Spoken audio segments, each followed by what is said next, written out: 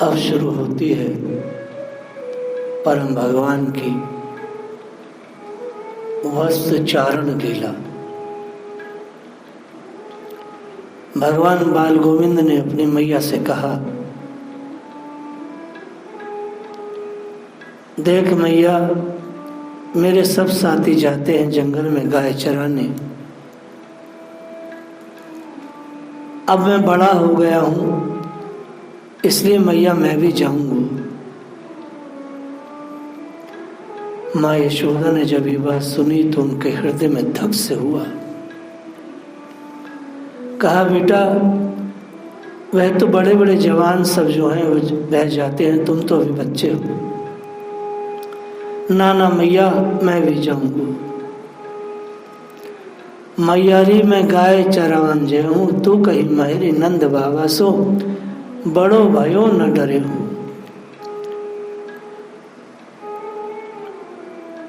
मैया बोली, देख बेटा तू बड़ा हो जा तब जाना, तू अकेले जाएगा, मैं न भेज पाऊंगी। मैया मैं अकेला कहाँ जाता हूँ, श्री दामाले आदि सका सब अरु हलदर से मिले हूँ। बेटा तेरे जो संगी साथी वो भी तेरे जैसे बच्चे हैं। मैया मैं दाऊ को लेके चला जाऊंगा, तो अगर भूख लगेगी तो क्या खाए वो, ददो भात कामर भरी ले हूँ। मैया मैं कमरी में दही और भात लेके चला जाऊंगा, जब भूख लगेगी वाको खा लूंगा।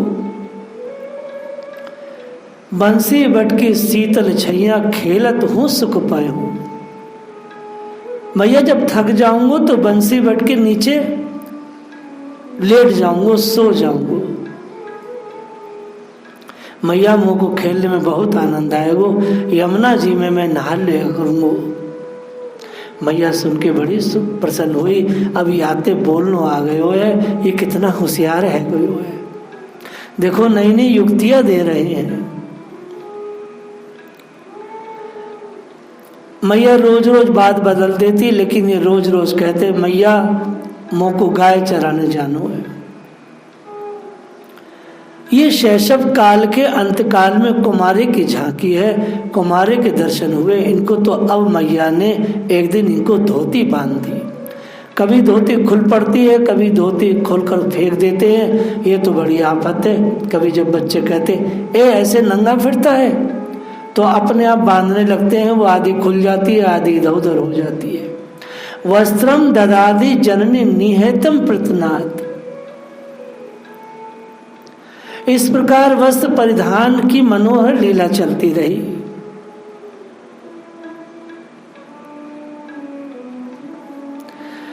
मैया ने बड़े प्रेम से नंद बाबा से कहा कि लाल जी मोते यह कह रहे।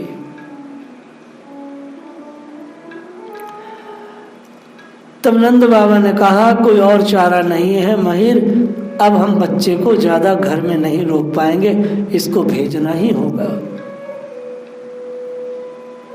क्योंकि ये मानेगा नहीं। नंद बाबा ने राम श्याम दोनों को गायों का संग विचार करके छोटी छोटी गैया, छोटे छोटे बछड़े उस गौशाला से छांटे, बहुत छोटे छोटे। सलाह पूरी हो गई कि हाँ कल हम इन्हें भेजेंगे। मैया ने भगवान से कही कि लाला जो भी काम होगो शास्त्र के अनुसार होगो, ऐसे कोई नहीं कि तू ऐसे गाय लेके चला जाएगो। भगवान बोले, मैया शास्त्र क्या होते? बोले, बेटा शास्त्र पंडित जो कहें वो होते हैं। शांडिल्य ऋषि को बुलाएंगे, मुहूर्त निकलवाएंगे, किस दिन जाना चाहिए, फिर वस्त्र चारण महोत्सव होगा, उस समय जाएंगे, पहले पहल जाओगे ना तो प्रसाद बटेगा। बोले, बेटा बहुत बड़ा उत्सव होगा। अब तो सारे नगर में बात फैल गई, राम से हम अब बछड़ा चराने जाएंगे। यह भी कूदे फिरे सारे सखाओं से कहे, बोले मैया ने कह दिया, बाबा ने कह दिया, सब गोपों ने कहा, उन्होंने ठीक ही विचार किया है। नंद बाबा बड़े बुद्धिमान है। यह तो गोप जाति का सुधर्म है, गायों की सेवा करना। ये अपनी बाल चेष्टा से सारे ब्रजवासियों को आनंदित करने लगे। ये बछड़ा चराने वाले हैं। अब ये वृंदावन में गोचारण लीला आरंभ होने वाली है ठाकुर जी की। कार्य कुछ भी हो, लेकिन नारायण की पूजा के बिना यह ब्रजवासी कोई कार्य नहीं करते। नंद बाबा के यहाँ तो परंपरा रही है कि नारायण की पूजा के बिना कोई काम ना हो। ऐसी मान्यता है कि भगवान की पूजा के बाद ही कार्य सफल होता है। आज पहले पूजा की गई, कलश स्थापन हुआ है, सांडिल्य मुनि आए, यजमान नंद जी के द्वारा सारे कर्म संपन्न हुए हैं। बाबा बड़ी निष्ठा से, यह नहीं कि पूजा करने में ऐसी फेंक दें, बड़ी निष्ठा श्रद्धा के साथ यशोदा रानी पास बैठी है। पूजा करने लगे। अब पूजा शुरू हुई। उसके बाद पुण्याह वाचन हुआ। बाबा बोले, मो ब्राह्मणान मह ग्रह पुण्यान भवंतु कुर्वन्तु। श्री पंडित जी महाराज, आप मेरे घर पुण्य वाचन करें। मो ब्राह्मणान मम ग्रह पुण्यान भवंतु कुर्वन्तु। महर्षि शांडिल्य का हृदय प्रेम से द्रवित हो रहा है। अब उनके अंतर हृदय में श्याम सुंदर की माधुरी भरी है। जो दशा यजमान की है वही दशा याजक की है। नंद यशोदा भी भाव से द्रवित हो रहे हैं, उससे दुगना शांडिल्य मुनि भाव में डूबे हैं। दोनों पूजा तो कर रहे हैं, पर दोनों का जो मन है वह लगा है उसी तरफ। गोपरानी जी कहती हैं, भाई पूजा जरा जल्दी हो जानी चाहिए। पूजा में कितनी देर लगेगी? श्याम सुंदर भी कहते हैं, कितनी देर लगेगी मैया, मेरे सब सखान आदि आ गए हैं मैया, तू देर बहुत करती है। सांडिल्य जी श्याम सुंदर को तिलक कर रहे हैं, दाऊ जी को तिलक कर रहे हैं, सारे गोप शिशुओं को तिलक लगा रहे हैं। प्रत्येक गोप बालक का स्पर्श पा करके महर्षि तो मानो निहाल हो रहे हैं। क्योंकि कौन ऐसा ब्राह्मण जो भगवान के इतने नित्य जो उनके सखा हैं, करोड़ों करोड़ों जन्मों के पुण्यों के बाद, तपों के बाद जो ठाकुर जी के सखा बने हैं, उनको छूने से महर्षि निहाल हो रहे हैं, उनमें भक्ति फूट रही है, उनका हृदय निमग्न हो रहा है। परमानंद और बालकों के जो अभिभावक हैं, माता पिता सब प्रसन्न है। देखो ना, आज राम श्याम के संग हमारे बच्चे भी जाएंगे धेनु चराने। सबकी पूजा हो रही है। देखो ऋषि जी सबको तिलक लगा रहे हैं, सब बड़े प्रसन्न है। सबने अपनी अपनी हैसियत से अनुसार दान दिया। ब्रजरानी ने सजा दिया था, पहले बड़ा सुंदर श्रृंगार किया। मैया ने श्रृंगार करते करते फिर खोल दे, श्रृंगार करे फिर खोल दे। क्या बात है? मैया के मन में आया कि श्रृंगार से सजता नहीं बाल कन्हैया, ये तो वैसे ही सुंदर लगता है, इस श्रृंगार से तो उल्टे विकृत हो जाता है। ये जो हम समझते हैं ना, श्रृंगार से भगवान सजा दें, वस्तुओं से, अलंकारों से, वस्त्रों से भगवान को विभूषित कर दें, ये तो उन वस्त्रों की महिमा हो गई। मैया को इस बात का ज्ञान करा दिया श्री कृष्ण ने कि मैया, यह वस्त्र अलंकार जो तू मुझे पहना रही है, इनको मैं धन्य कर रहा हूं, मेरे अंग में से लगकर ये सज रहे हैं। मैया, मेरी सजावट इनसे नहीं होती। अब जब मैया के मन में ये आया तो मैया भूल गई, मैया उल्टा सीधा पहनाने लगी। करधनी को श्याम सुंदर के गले में कंठी मानकर डाल दी। अब मैया को तो सजाना है, उनको होश तो है नहीं। मैया को लगा कि यह तो श्रृंगार से सजता नहीं, ये तो और खराब लग रहा है। रोड़ी जी ने देखा मैया तो भाव में डूबी है, प्रेम के विवश से इसको श्री कृष्ण का श्रृंगार हो ही नहीं रहा है, इसे क्या पहनाना है क्या नहीं, इसको होश नहीं। रोणी जी के प्रेम आंसू आ गए। रोणी जी ने मैया से कहा, यशोदा तू जरा अलग हो तो जल्दी कर दूं, तू देर बहुत करती है। रोणी जी ने ऐसा नहीं कहा, कि तू पहनाने में गड़बड़ी कर रही है। कहा कि देर हो रही है ना, देख नंद बाबा कह रहे हैं, अतएव तू, मैं जल्दी से पहना देती हूँ। वाणी को बहुत ही हिसाब से प्रयोग करना चाहिए। माँ यशोदा कहती अच्छा बहन तू पहना दी। रोहिणी ने पहना दिया। सब कामों को करते करते एक पहर बीत गया। बाल कन्हैया आकर के आंगन में खड़े हो गए, चारों ओर से घेरे हैं उनके सब बालक बच्चे जो उनके उम्र के ही हैं और सब के सब गोप बने हैं। नंद बाबा ने बड़ी सुंदर छड़ी बनाई है, लाल लाल कोमल छड़ी उनके हाथ में दे दी। नंद लाला सखाओं से घिरे हैं। सोहत लाल लकुटी कर राती, सुधन कटी चोरना और रंग पीतांबर की गाती। ऐसे ही गोप सबे बनी आए, जे सब श्याम संगाती। सारे गोपों के तिलक लगाने के बाद अब बछड़ों को और गायों को तिलक लगाने की बारी आई। इनको कहीं कहीं वस्त्र आदि से सजाया गया, सींगों का रंग दिया गया। बच्चों ने हाथ में लकुटी लिए और चीजें लिए। बच्चों ने कहा कन्हैया हमें भी बंसरी मंगा ले, तुम्हारे पीछे कभी कभी बजाया करेंगे बंसरी। किसी ने मंगा ली, किसी ने नहीं मंगाई, किसी ने सिंगा लिया, किसी ने बांधने के लिए रस्सी ली। सब सामान आ गया, क्योंकि सारे के सारे बच्चे गोप बनने का पूरा एक रिहर्सल कर रहे थे। क्योंकि अब आगे को यही लीला बहुत विस्तार से करनी है। सारी गोप मंडली आनंद बिहल है। सबके सब बोले भैया आज से हमारे जो नंदलाल हैं वह तो गोपाल हो गए। बोलो गोपाल कन्हैया लाल की जय हो। कन्हैया के जीवन में आज एक नया काम शुरू हो रहा है। आते जाने के समय सब बछड़ों के चरणों में गिरकर आशीर्वाद लेना है। सब गैयाओं के चरणों में सिर रख करके आशीर्वाद लेना है। ये मैया के मन में है कि बड़ों के चरणों में मस्तक रखकर आशीर्वाद लेकर यदि ये जाएगा तो इसको बहुत लाभ मिलेगा। अब मैया ने एक दूसरी बात की। अब तक इन्होंने जूते उपाहने पहने नहीं थे।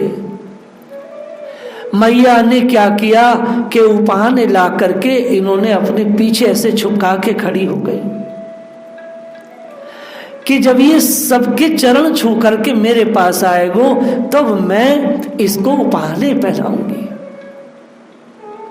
भगवान सब बड़े बूढ़े गोपों के चरणों में दंडवत कर रहे हैं। सांडली जी महाराज वहां थे ही। अब उनके मन में क्या आया, सबके चरणों में गिरकर प्रणाम करने लगे। अब ये जिसको प्रणाम करे उसके तो तमाम शरीर में बिजली दौड़ जाए। अब आशीर्वाद क्या दें, उसके तो आशीर्वाद सबके सब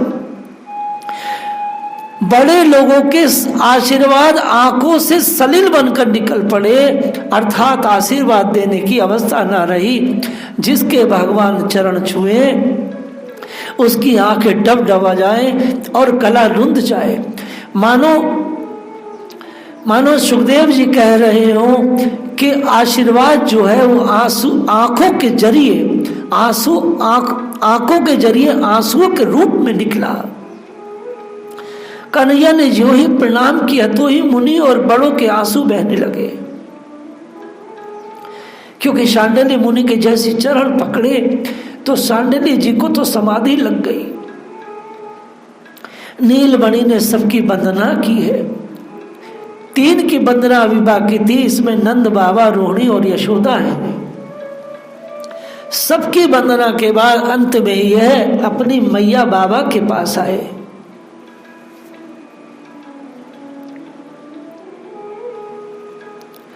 नंद बाबा, रोहिणी और माहेश ये पीछे हट गए, इसलिए कि पहले दूसरे को करने दे, इसलिए सब लोग ये पीछे थे। माँ यशोदा नंद बाबा को ये विचार है जब सब बड़ों से आशीष ले लेगा तो इसका कभी भी अमंगल नहीं होगा। मैया चाहती है कन्हैया को सब आशीष दे।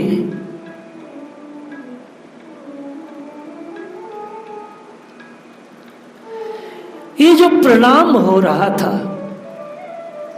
प्रणाम करते समय जो रस की धारा बही, उस रस की धारा का कोई चित्रण कर दे भाषा के शब्दों में, यह संभव नहीं। प्रेम की धारा को कोई शब्दों में नहीं बोल सकता, बस समझना होता है। संसार में किसी कवि के पास ऐसी शक्ति नहीं है कि प्रेम की रस धारा को वो अपने शब्दों में चित्रित कर सके, वह छाप सके, उसे अंकित कर सके। यशोदा का हृदय किसी के पास हो तो वही उसको जान सके कि उस समय उनके हृदय में किस प्रकार के रस का संचार हो रहा था। जिन लोगों ने प्रेम किया है, जो लोग प्रेम जानते हैं, वही वास्तव में प्रेमी के उन भावों को समझ सकते हैं। जिसका हृदय प्रेम के लिए धड़का है, तड़पा है, ललसा हुई है, वही इन सब चीजों को अनुभव कर सकता है। ब्रजरानी सावधान हो गई, पहला दिन है ना, कहीं ब्रजरानी पागल हो जाए, बस चारण लीला में विधन न पड़ जाए। इसलिए भगवान जब यशोदा के चरणों में गिरे तो माँ ने अपने आंसुओं को रोक लिया। मैया बड़ी सावधान है, कहीं प्रेम में उबड़ करके आंसू न निकल जाए। और उधर श्री कृष्ण ने जब माँ यशोदा के चरणों में प्रणाम किया तो भगवान के आंसू निकल आए। भगवान अपने आंसुओं को रोक ना पाए, और जब श्री कृष्ण अपने आंसू को रोक ना पाए तो मैया ने अपने हल्के से 2 मोती ढलका दिए। इतने में मैया ने अपने पीछे से जूते छुपा रखे थे भगवान के सामने किया और भगवान से कहा, कृष्णा स्वनीते उपानहो नहीं कारणेन बहिष्कार। गोपाल चंपू में कह रहे हैं,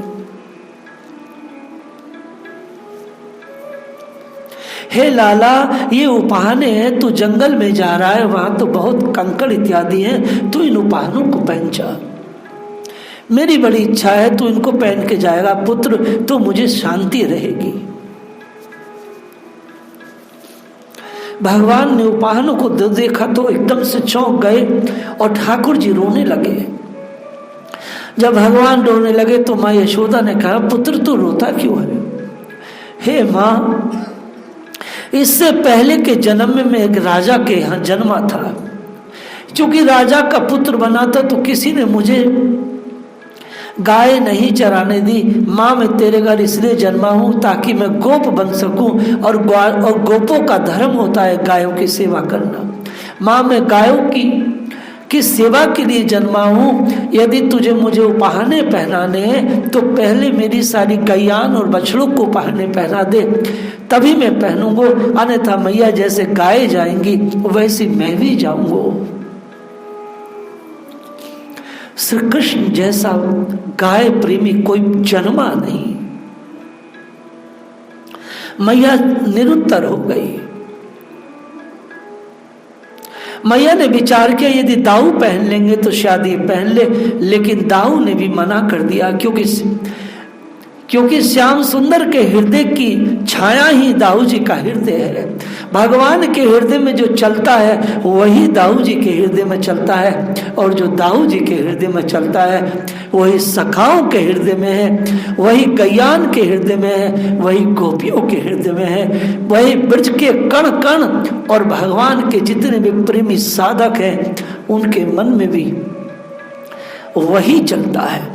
क्योंकि भक्तों का हृदय भी भगवान के हृदय की छाया ही है।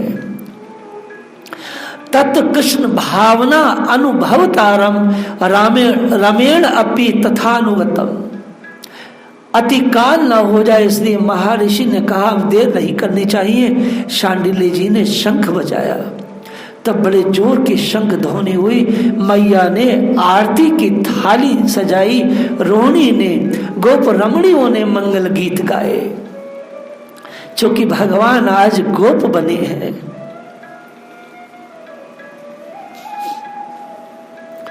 आज महा उत्सव है। अब मैया ने आरती उतारी, इन्होंने जाने का उपक्रम किया।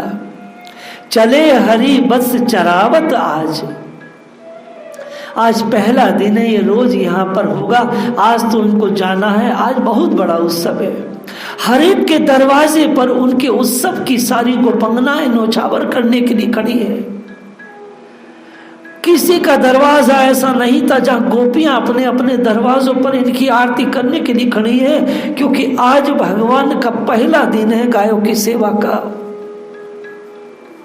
मैया ने आरती उतारी है तो सारे ब्रज 84 कोस में ठाकुर जी की आरती उतारने का महोत्सव हो रहा है। गोपों के घरों में जिन जिन के बच्चे जा रहे थे उनकी आरती उतारनी है। मैया तो डर रही थी, बोली ठीक नहीं होगा, लोग क्या कहेंगे। लेकिन एक गलती मैया से हो गई थी। मैया ने बाल गोविंद के ऊपर पुष्पों की वर्षा नहीं की थी। उनको ये बड़ा मलाल था। एक सखी से बोली, मैंने अपने लाला के ऊपर, गौओं के ऊपर, बछड़ों के ऊपर पुष्पों की वर्षा नहीं की। पूर्णमासी माता बोली कि जो मनसुखा की माँ है, अरे सखी तू चिंता मत कर, मैंने ये सारा इंतजाम कर दिया है। हर गोपी अटारी पे खड़ी होकर के तेरे लाल पर, सारे गयान पर पुष्पों की वर्षा करेंगी।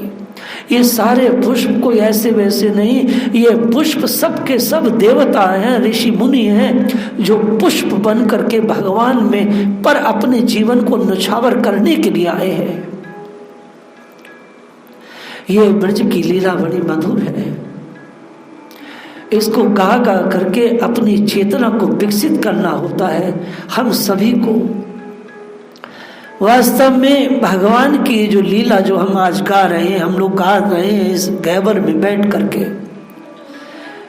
ये बड़ा सौभाग्य है हमारा। जब मैं यहाँ आया 20 साल पहले तो परम पूज्य प्रातः रमेश बाबा जी को मैंने देखा कि यहीं पर 3 समय वो कथा कहते हैं गहवर कुंडा पर। तो मैं ये विचार करता था कि गहवर कुंडा पर 50 साल से कथा कह रहे हैं, इनको क्या रास्ता आता होगा, ये बाहर क्यों नहीं जाते।